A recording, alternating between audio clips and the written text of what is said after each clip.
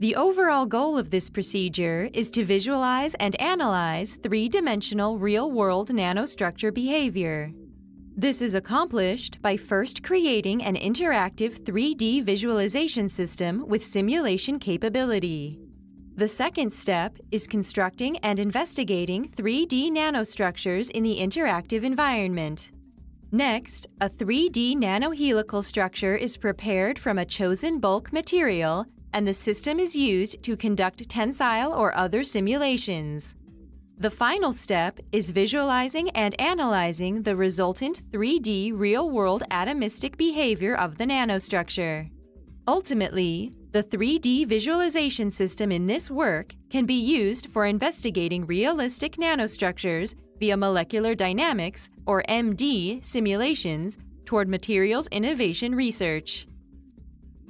I had the idea about this method back in UC Davis when I was collaborating with Dr. Oliver Kralos on the use of this technology for research and learning, specifically in the field of material science.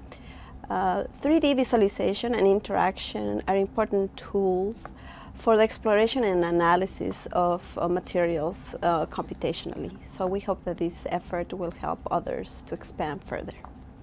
Demonstrating this procedure will be Miguel Diaz, a graduate student from my laboratory.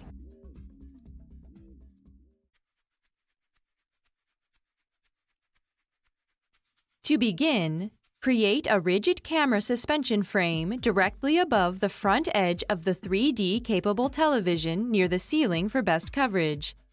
Mount 3 infrared or IR cameras on swivel mounts directly above.